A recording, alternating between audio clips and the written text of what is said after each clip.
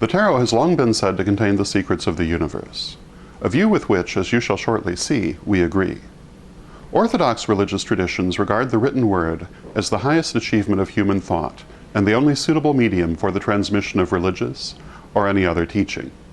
They personify the creative force as the Word, Logos, and regard written scriptures as infallible.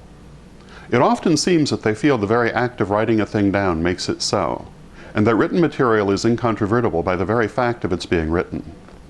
The Orthodox religions are so reliant on the written word as the only acceptable transmitter of information that most of them have, at one time or another, actually banned visual depictions of people or things. Mystical religious traditions, on the other hand, have usually preferred visual to written forms as a means of transmitting religious ideas. All over the world, mystics have used artwork as the principal method of conveying their beliefs, relying on words primarily as an auxiliary, and even then the words are often used to convey visual images. The Orthodox religions prefer the written word because it is, theoretically at least, straightforward and unambiguous, allowing of literal interpretation. The written word creates an unchanging standard with a single meaning that does not easily vary. The Orthodox religions reject images because they are ambiguous, have multiple levels of meanings, and can be interpreted in different ways which are prone to change and adapt over time, the precise reasons that mystics prefer visual images. Moreover, though pictures may be understood by the mind, they primarily speak directly to the inner consciousness. When we read a written passage, we understand it only when we have finished all the words. When we see a painting or sculpture, we form our first understanding the second we see it, an understanding informed by our inborn emotional and psychological reaction, as well as by our cultivated understanding of symbols and images. The idea of a visual scripture, such as the tarot, is quintessentially mystical. You need only look at the walls of the most ancient temples, covered in murals or sculpture, to see how images have been used to convey allegorical myths in emotionally and psychologically touching ways. The lion head of Sekhmet is meant to convey the goddess qualities of strength and courage, not genetic anomaly. The many arms of Shiva, each holding a different implement, or assuming a significant posture, are meant to convey the deity's many attributes. The very surrealism of the image helps make clear that the reference is to spiritual qualities, not physical features. According to Barbara Walker, in her book, The Woman's Encyclopedia of Myths and Symbols, the Romani considered the tarot to be their people's Veda, that is, their sacred scripture, literally Veda, wisdom. Readers of the tarot were called Vedavika. The tarot was considered relevant not only for divining the future of everyday situations, but also to convey timeless and cosmic teachings about deity.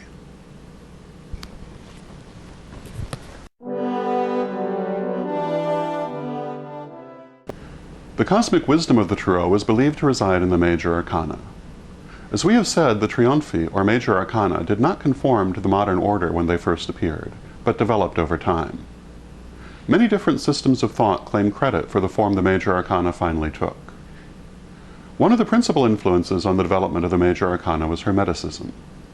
Based on the writings attributed to Hermes Trismegistus, Hermeticism was based on ancient Egyptian teachings as filtered through Hellenistic thought.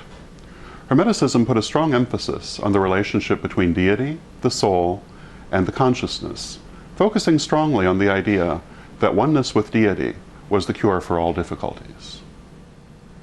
Another major influence on the cards was alchemy. Alchemy also developed out of late classical thought, coming from very ancient antecedents. Most people very much misunderstand the nature of alchemy, being familiar only with the overly literal interpretation of it, created in large part by its opponents. Though some alchemists did shade into an early form of chemistry, at its best, alchemy was first and foremost a subtle and highly developed philosophical system closely related to modern Wicca.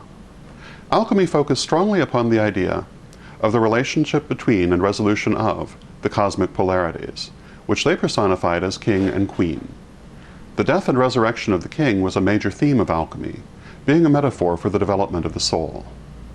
Alchemy was very concerned with the development and evolution of the soul, described in extremely allegorical terms. The famous image of the alchemist laboring to turn lead into gold is in reality a reference to the idea of developing from physical consciousness, or lead, to divine consciousness, or gold. Both Hermeticism and alchemy were extremely popular in the Renaissance when the major arcana was taking shape, and contributed greatly to the cards. Indeed, the principal message of the major arcana is one that any Hermeticist or alchemist would recognize. Spiritual development brings one closer to deity. Being closer to deity puts us in control of our lives, and leads ultimately to conscious union with deity and the full access of divine power from within ourselves. Another major influence on the major arcana is said to be the Hebrew Cabala. The idea that the Cabala might be the basis of the Tarot was put forward in the 19th century AD by the ceremonial movement, and is encapsulated in the famous Waite-Smith tarot deck. Cabala is a system of understanding the divine through numerology. Its most famous aspect is the well-known Tree of Life, which arranges the numbers in a symbolic layout said to reveal the secrets of the universe. Kabbalists have been known to claim that the great pagan philosopher and numerologist Pythagoras was a student of pre-existing Hebrew Cabala and adapted its teachings for pagan use. However, it is much more likely that Pythagorean numerology influenced Kabbalistic numerology than vice versa. The idea that the Tarot was based on Cabala became dominant when author Eden Gray chose the Waite-Smith deck as the basis for her groundbreaking books on Tarot. Gray was the first author to write on the subject of Tarot for a mass audience. Previous works on Tarot had been written in an intellectual, somewhat impenetrable style and printed only in small runs. Gray's books were written in simple, easily understandable language, which made tarot accessible to all, and sparked the tarot renaissance of the 60s. However, while numerology has undoubtedly become important to tarot, it is also important to bear in mind that the earliest existing Kabbalistic Tree of Life chart dates only to the 1100s AD, and is not fully developed into its modern form. Therefore, while many people may associate the Cabala with tarot, it is unlikely that it is part of the card's origin. However, in discussing the cosmic meaning of the Tarot, it is not so much with the origins that we are concerned, but with what it means to us today, in light of contemporary thought. It must always be remembered that as we are living, growing beings, so too our knowledge lives and grows, adapting to new understandings and changing circumstances.